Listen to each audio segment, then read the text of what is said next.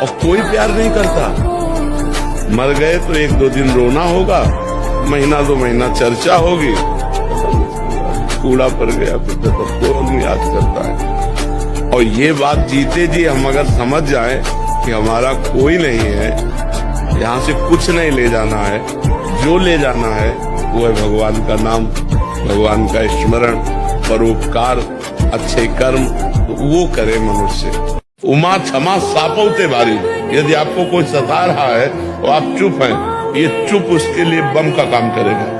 अगर हमने कुछ बोल दिया तो बचत हो जाएगी, अगर हमने बोला नहीं तो उसको भोगना पड़ेगा और तत्काल कोई न कोई उसके ऊपर अटैक होगा, काल का, माया का, वो झेल नहीं पाएगा। ये सिद्धांत है। ऐसा नहीं है कि वो ऊपर वाला देख नहीं रहा, मालिक सबको देख रहा है। अगर आप शांत हो, चुप हो और आपको कोई सता रहा है तो एक दिन वो दुर्गति को प्राप्त होगा। आप चुप होकर देख लेना, वो 2-4 दिन उन्नति दिखाई देगी, लेकिन वो ऐसा नष्ट होगा कि बिल्कुल बात समझ लो। इसलिए सहनशील उन्नति को प्राप्त होता है और क्रोध करने वाला अवनति को प्राप्त होता है। आप सहनशील बने। जिनको हमने देखा नहीं है उन पे विश्वास करना, और जिनको देखा नहीं किनको बोलना पड़ेगा ना, अदृश्य नहीं किनको। आप हमें बोल लो ना कि जिनको का मतलब आप किससे ले रहे हैं, भगवान से ले रहे हैं, किससे ले आए? आपने अपने को देखा है? तो जैसे आप बिना अपने को देखे विश्वास कर रहे हैं कि आप हैं। अभी तो अज्ञान से आप अपने को स्त्री मान रहे, लेकिन आप हैं ना, कुछ भी हैं, आप हैं ना, आप मानते हैं ना अपने को। ऐसे वो है जो तुमको पैदा किया है, जो चीज के तुम अंश हो। शरीर को पैदा करने वाला पिता, और पिता को पैदा करने वाला भी पिता, और सबका परम पिता कोई है ना।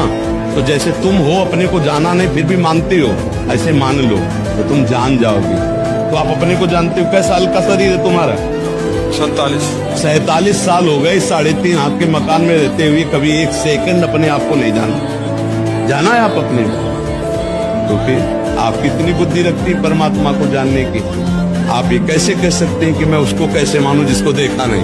आप अपने को नहीं देखा तो आप मान रही हैं कि आप हैं, और आप ये भी मान रहे हैं कि ये ढांचा आपका नहीं है, ये जलेगा मरेगा।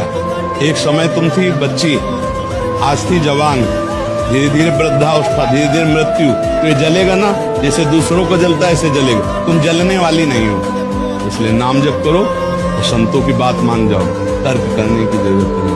रिश्वत नहीं लेने का एक संकल्प लिया था, बट अभी पैसों की कमी हुई तो हमने रिश्वत ले ली महाराज जी। और जहाँ हूँ वहाँ ये सब एक आम बात है महाराज जी। अभी जब से लेना शुरू किया या लिया है तब से पूजा पाठ और परिवार में मतलब ठीक नहीं हो रहा। आप जिस डिपार्टमेंट में भी हो, आपका वेतन तो निश्चित है ना।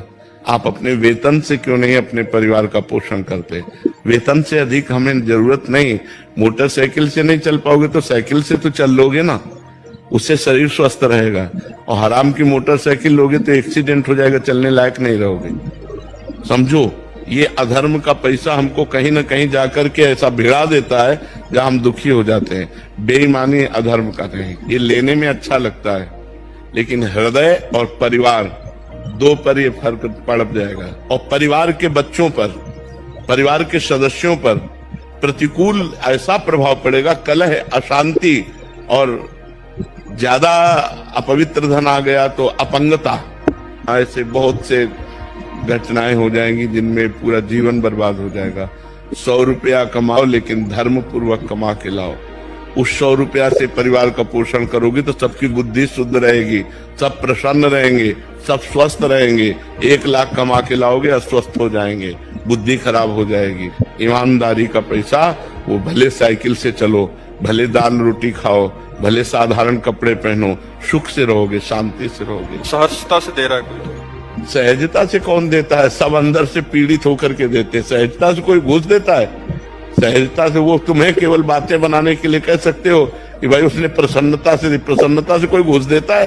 पापी पुरुष, अधर्मी पुरुष, वो हर्षित होकर जरूर दे सकता है, क्योंकि 50 करोड़ मार रहा है बेईमानी से। तो वो बेईमानी का धन जब तुम्हारे पास जाएगा तो तुम्हारी बुद्धि को फेल कर देगा, तुम्हारे परिवार को फेल कर देगा। हमारी बातें आज मान